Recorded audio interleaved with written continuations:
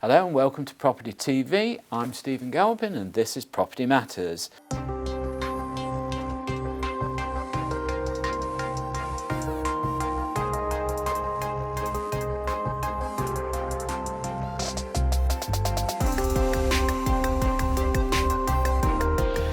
Today we're going to talk again about funding property purchase in the UK.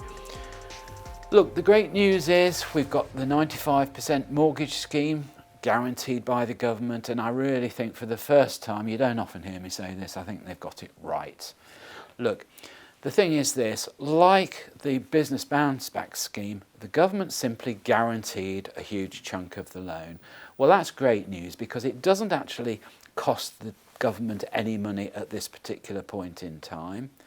It doesn't cost taxpayers money to do it. Assuming, of course, that the default rate doesn't rise too high, the government won't be called on to pay anything out on this scheme. So taxpayers' money will be saved. This is great, great news. But we do need movement across the whole of the property market. Stamp duty at the higher end of the market is indeed punitive. In London, you know, a £1.5, £1.6 million property is quite commonplace.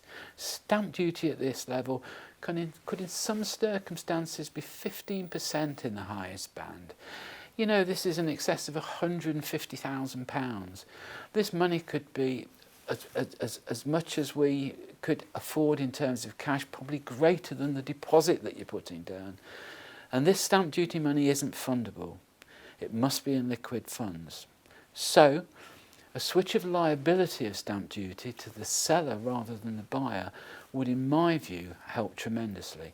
It would make that amount of money fundable, it would help our young people get on the ladder, and it would also keep the top end of the market moving, which is important. If we freeze any sector of the market, it will freeze the lot at some point in time. This is something that we really must remember, we really must focus on, and let's hope the Chancellor takes all this on board over the next year or two as we're trying to make a recovery. Fortunately, the property market has held up well over the last 12 months. Don't know why, maybe pent-up demand, maybe people being locked down just get even more determined to move. Whatever the reason, if the government grasps the nettle and keeps the whole market moving, we're all going to do very well. New people will get new homes and we can all sleep easy knowing that the market is running well. That's all we've got time for today. See you next time.